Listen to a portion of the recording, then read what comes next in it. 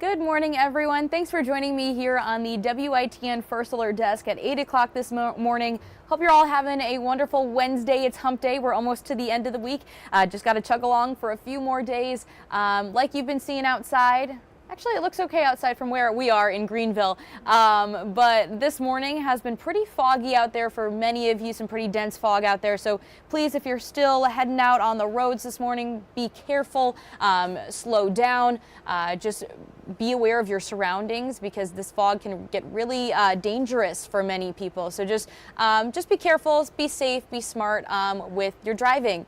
Before we get into Jim's forecast for the day, we do have a story out of Rocky Mount. Yesterday, our Charlene Richards reported on the city of Rocky Mount. They are in a financial crisis where they found that a lot of their money has been overspent over the last few years. Each month that they've been going over budget, and now they're trying to make some adjustments to fix that.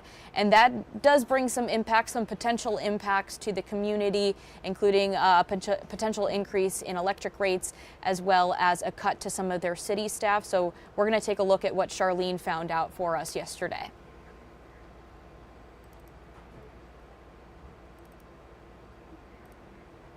According to leaders, Rocky Mount is facing a financial crisis due to overspending millions more than its budget each month over the past 2 years. Elton Daniels, the new city manager, saying the city is in debt and will be undergoing a forensic audit to understand why. The truth is we don't know. We've had a lack of adequate financing staff as well as budget staff, and we've had a lot of transition in city leadership. But hopefully, the good news is that, I'm here now. I've built a team, and together, at least we know where we are, and we feel like we can only go up from here. Daniels replaces former city manager Keith Rogers Jr., who resigned last September after the city council voted to place him on administrative leave. With new leadership, Daniels says the city plans to reduce its spending by a minimum of $30 million over the next 10 months. But for residents, that could mean higher utility rates at an estimated $28 and layoffs of at least 10% of the city's full-time employees and half of part-time staff. That's going to hurt the population of the city of Rocky Mount, but so they need to find out something and give out some answers for a lot of different people too. I just feel like we need to hold local leaders and people and corporations accountable for how they're spending our money, how they're making use of our money, because at the end of the day, we put them in power, so they need to be held accountable by us. Daniel says despite concerns, the city will aim to provide support to those impacted by upcoming changes. We will do the best that we can to work with folks in the parameters that are set up by the state and, what we can and cannot do. Rocky Mount is a resilient community. We've gone through a lot, and every time we've gone through something, we've come out on top and even better than before, and this will be no different. Now we're going to turn to weather. Jim, what's going on? I know we've been dealing with a little bit of fog this morning. How's it looking now? Dense fog advisory has been issued for most of eastern North Carolina. Came in a little late on the advisory. It's in effect for another hour through 9 a.m. Let's go over to the weather graphics, Gigi, and we'll kind of show us. I think I've got that graphic. Maybe I don't. What do we got? The 8-day there. I'll get Dustin. Let me run over there and ask Dustin to reset that. Sure. Talk about the 8-day permit there. Sure, okay, test my skills. All right, so as you're looking at the 8-day here today, like Jim mentioned, we've been dealing with a little bit of fog this morning. He just mentioned a dense fog advisory. But the good news that we're hearing, tomorrow night's Pirate game, ECU Army, kickoff at 7:30. Things are looking pretty good weather-wise. It's going to be pretty toasty out there, so anyone who's maybe tailgating before the games, just make sure you're staying hydrated, have that sunblock on you. It's going to get really warm out there. I know that Jim had mentioned in the 90s, heat index up to almost 100 degrees, so please stay safe out there. But sounds like the rain is going to be staying away for a majority of the game. If we see any kind of rain at all, sounds like it's probably towards the end of the game or heading home from the game. How'd you do?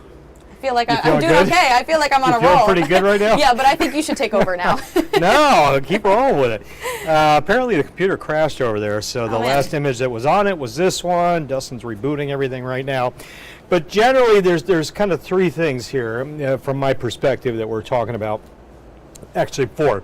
Fog now, with the dense fog advisory I talked about, and that fog will be around for the next hour and a half, 2 hours. So the fog gets out.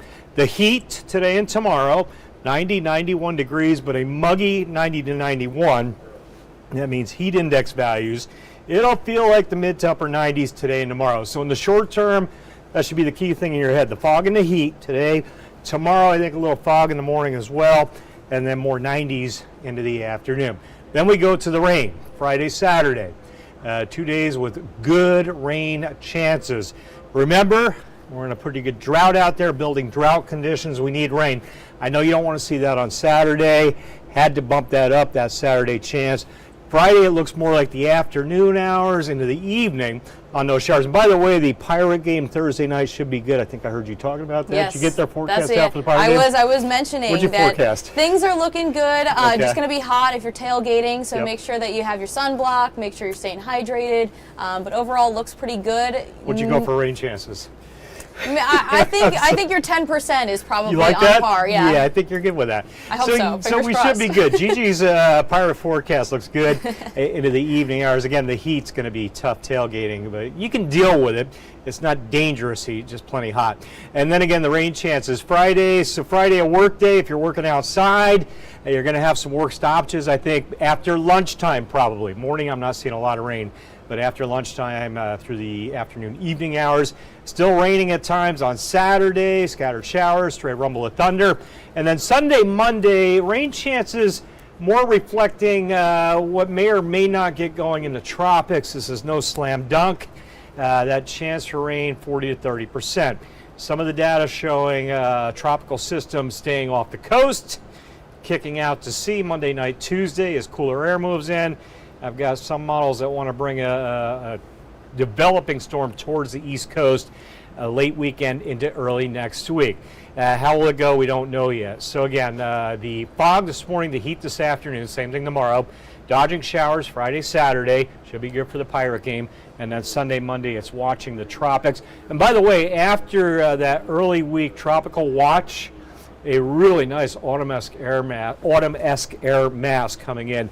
I'm seeing lows mid-50s maybe, highs mid-70s by the time we get to the middle of next week, potentially. Okay. And it's that cooler air and the associated upper-level steering currents that are helping to get that cool air to the East Coast that will take anything weather-wise along the East Coast and drive it out to sea.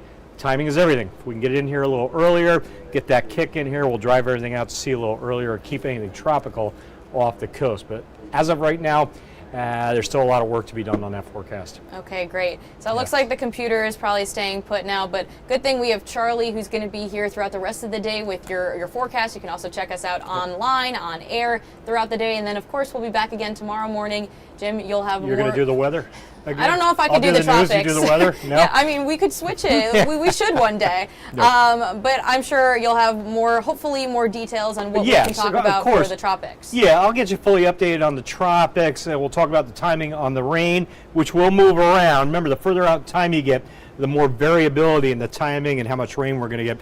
So yeah, when we're back on tomorrow, I'll update the timing.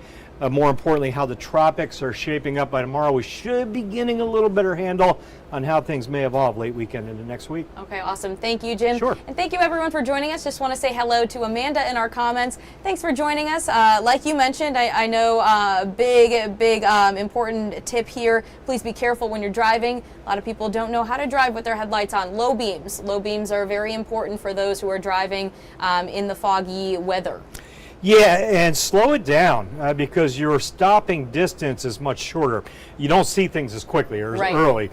So by the time you realize something's in front of you, you don't have as much distance as you usually would.